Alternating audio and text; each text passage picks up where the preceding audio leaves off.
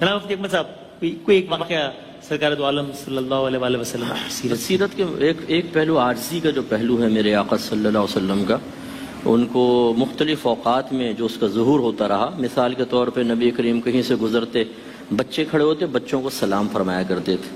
حضرت علی کرم اللہ وجہہ الکریم کہتے ہیں کہ میں ہمیشہ کوشش کرتا رہا کہ جب بھی نبی کریم سے ملوں سلام میں پہل کر لوں، لیکن کبھی ایسا نہیں ہوا کہ میں کامیاب ہوا. جب بھی میں پہنچتا نبی کریم صلی اللہ علیہ وسلم مجھے سلام کر دیا کرتے. اسی طرح زمین پر لیٹنا، حضرت عمر فاروق رضی اللہ تعالیٰ عنہ ملنے کے لیے آئے تو دیکھا کہ وہ چٹائی پہ لیٹے تھے تو جسم پر نشان پڑ گئے.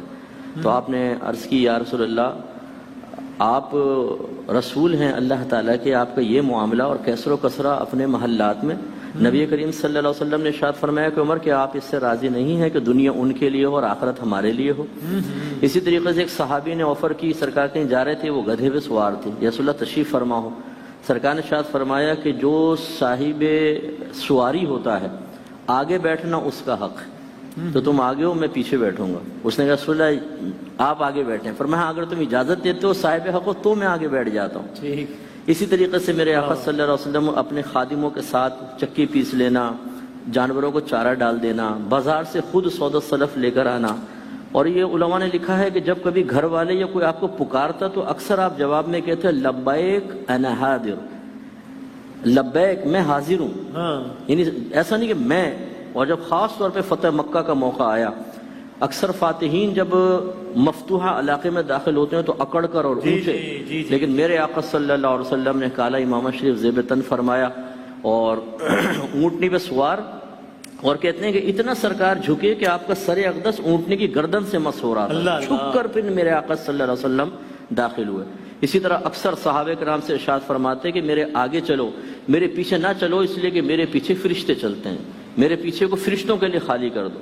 یہ سب عاجز کے ساری. سیکھنے کا معاملہ یہ ہے کہ جس کو اللہ نے تھوڑی سی بھی عزت سے نوازا ہے، کیا ہم اس طرز عمل کو اختیار کرتے ہیں کہ نہیں کرتے؟ اگر اللہ نے تھوڑی سی مجھے عزت دے دی تو میرے تو ناک بڑی اونچی ہو جائے گی. جب تک 4 آدمی میرے پیچھے میرے نام کے نعرے نہ لگائے مجھے سکون نہیں ملے گا. کوئی ملنے آئے تو میں بیٹھا رہوں گا، ایسے ہاتھ بڑھا دوں گا. ملنے کے لیے جانا تو بہت بڑی بات. سلام والی بات بھی سمجھا دیں. میں نے باقاعدہ مشاہدہ کیا اس بات کا کہ اگر کوئی سلام کر رہا ہو تو دوسرا کہتا ہے وہ سلام کرے گا، وہ آئے گا، تم سلام نہیں کرنا.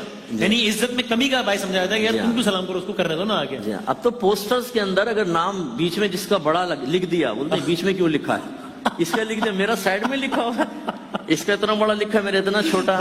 یہ چیزیں صحیح نہیں ہیں. ہم خاص طور پر اہل علم طبقہ، علماء، مفتیان کرام، کامل شیوخ جو جامع شرائط ہیں، خاص طور پر ہمیں رول ماڈل بننا چاہیے، ہمیں عاجزی اختیار کرنی چاہیے جیسے میرے آقا صلی اللہ علیہ وسلم نے کی.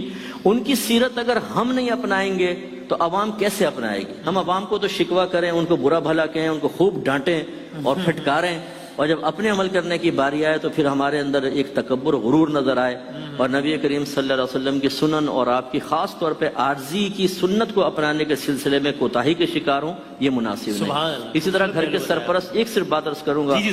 سیدہ عائشہ صدیقہ رضی اللہ تعالیٰ نے کہتی ہیں سرکار نے کبھی کسی زوجہ پر ہاتھ نہیں اٹھایا، نہ خادم پر. سرکار اگر کبھی بہت زیادہ ناراض ہوتے تو بس اتنا فرماتے تیری پیشانی خاک آلود ہو جائے، محاورتاً یہ جملہ ارشاد فرماتے، ورنہ سرکار نے کبھی بھی نہیں مارا.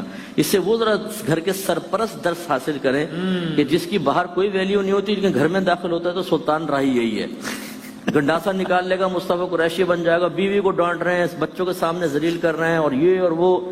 یہ بھی ایک تکبر ہے.